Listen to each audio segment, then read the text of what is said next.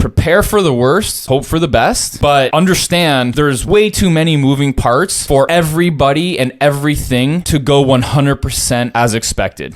Something that I wanted to talk to you about is the potential issue that we have going on at the golf course with one of our key people. Mm-hmm. Great employee. The problem that we're having is, and I don't even know if I would call it a problem necessarily. It's more like a situation that we all have to get under control, including us, him, everything. Okay. When something goes wrong, he gets very upset. And it's having an effect on the other employees during that particular shift when that event happens. The reason why I like it that he's taking this approach is because it says something that he cares about his work, okay, and the quality of his work and service. The problem, however, is it produces a volatile environment that a lot of people have a hard time dealing with, right? And eventually we will lose good staff because of it if it perpetuates. Now, to be honest with you, I don't actually even think that he'd be upset if we even aired this out on who it was particularly. Mm-hmm. I'm not going to do that. Yeah. But it's a situation that happens when we have events, and it's like high stress, high exactly demand at the golf course. It's a situation we have an event at the golf course, specifically mostly an event. What do you find is typically the thing that might trigger it? When the servers or something from the I guess we can call it front of house staff gets something wrong and it takes things out of sequence, or something was delivered to the wrong table and then they come back and say, hey, we didn't have enough of this. He's got to then have his staff make more of something that they weren't prepared to make. Mm-hmm.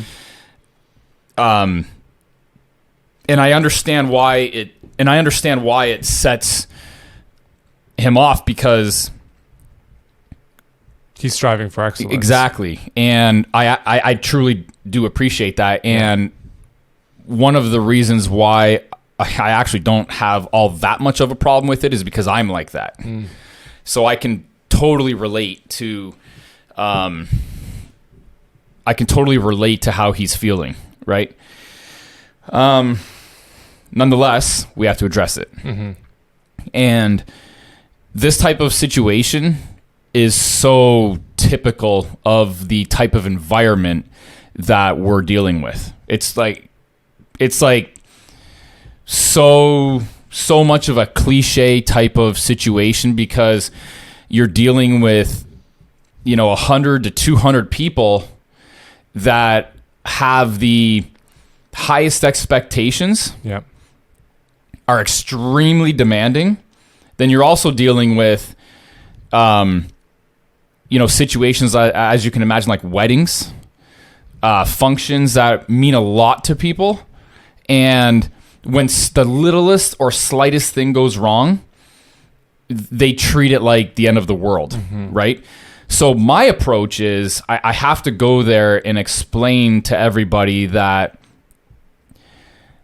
stop thinking nothing is going to go wrong. Right. You have to go into these events with the mindset of something will go wrong. There's way too many moving parts for everything to go 100% smooth. Yeah. It's impossible.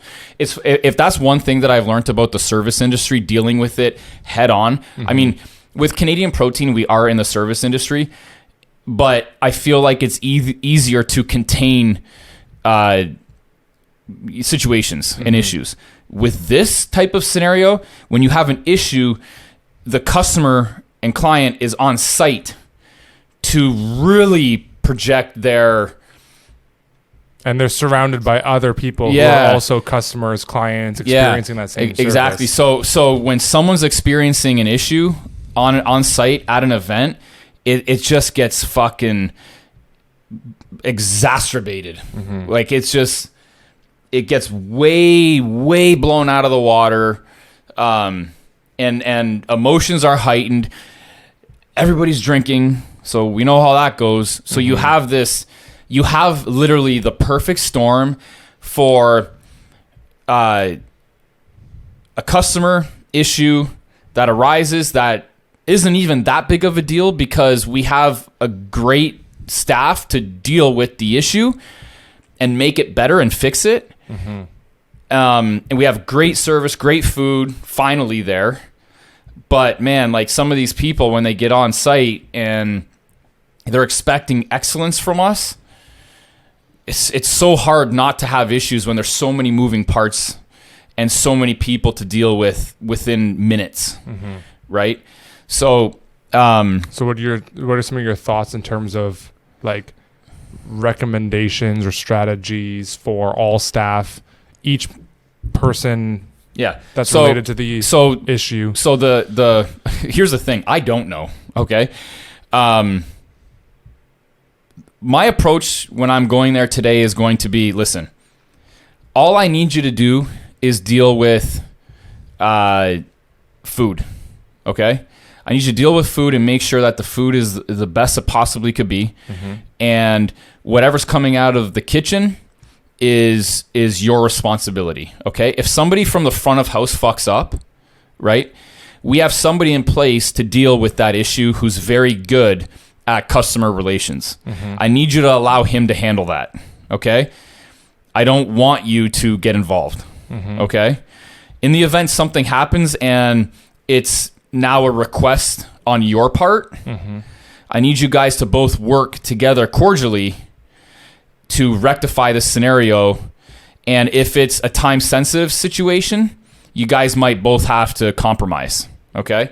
So maybe what the compromise is, you know, let me get the rest of what I'm currently working on out, and then I'll get to the fuck up after this batch or whatever is completed or whatever, right? And that one person might have to wait versus the other 20 that haven't gotten their plate yet. Get what I'm trying to say? Like, let's try to mitigate, let's try to contain the bomb, right?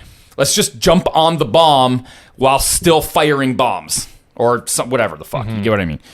So that's the thing that I need to communicate. And then secondary, I need to communicate to them that stop thinking nothing will go wrong.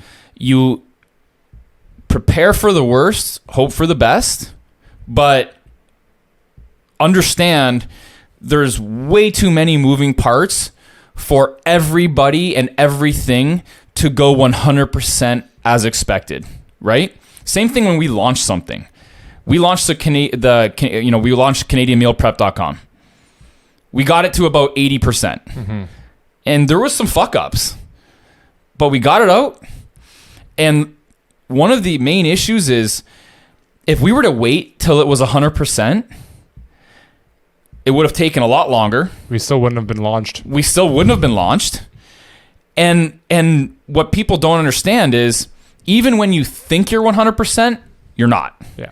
Because there's so many other nuances that can come up that you would never have thought of until you actually put the product and service out there for the market to determine what they truly want and in what kind of delivery that they expect it and how they expect their product and delivery to be completed or complete as like a complete package.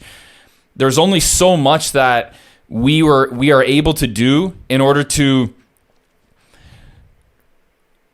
I guess, dive into the minds of a consumer and think, okay, this is exactly what they want. But until it hits the masses, you're really not going to know. So you might as well just put it out there.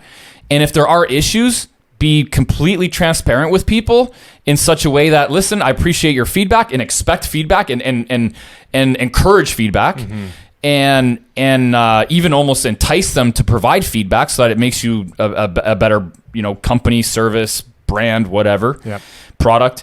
And so that you can also even shorten that learning curve up. as well as, allow the target demographic to tell you what you're fucking up on and doing wrong. Because if you try to wait for that perfect scenario, it'll just never come. Mm-hmm. There's always going to be something that you're not ready for. And it'll be delay upon delay upon delay upon delay. So you might as well put it out until it's maybe like 80% ready to go and allow the market to tell you what's wrong with it. Accept the feedback, change it, or pivot. Yeah, be very quick on monitor everything. Like right after you launch. Be very quick to adapt. 100%. Yeah, exactly. Adapt to what they're telling you that the market wants.